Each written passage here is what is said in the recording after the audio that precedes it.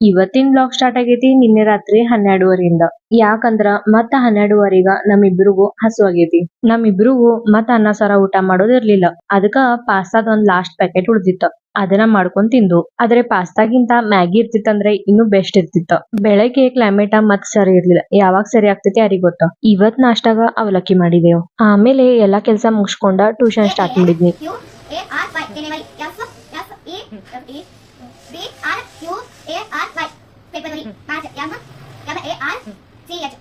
ಮೊನ್ನೆ ತಂದಿದ್ ಬ್ಯಾಂಗಲ್ಸ್ ಎಲ್ಲಿ ಇಟ್ಟಿದ್ನಿ ನೆನಪ್ ಬರ್ವಲ್ತಾಗಿತ್ತ. ಬಾಳ ಹುಡ್ಕ್ಯಾಡಿದ್ಮೇಲೆ ಸಿಕ್ಕಿತ. ನೋಡ್ರಿ ಕಲರ್ಫುಲ್ ಬ್ಯಾಂಗಲ್ಸ್ ಎಷ್ಟ್ ಭಾರಿ ಅನಸ್ತಾವ. ಇವತ್ತಿನ ಕ್ಲೈಮೇಟ್ ಮಳಿ ಬರೋಂಗಾಗೈತಿ. ಮಳಿ ಬಂತಂದ್ರೆ ಚಲೋನ, ಯಾಕಂದ್ರೆ बाळ गरम ಆಗತೈತಿ. नेहमीसारखं आजही माझे अहो मला हेल्प करत आहेत. तुमचे पण हस्बंड हेल्प करतात का? कॉमेंट करा. मी येतो म्हणून पाऊस काय आला नाही. आता परत जास्त गरम होणार. लास्ट ब्लॉग मध्ये मी सांगितले होते बटाट्याचे काप कसा करायचा म्हणून. ते सेम प्रोसिजरनी मी वांग्याचा काप करत आहे. ब्लॉग नाही बघितला तर पटकन जाऊन बघा, तुम्हाला आवडेल. चला मग उद्या भेटूया. बाय.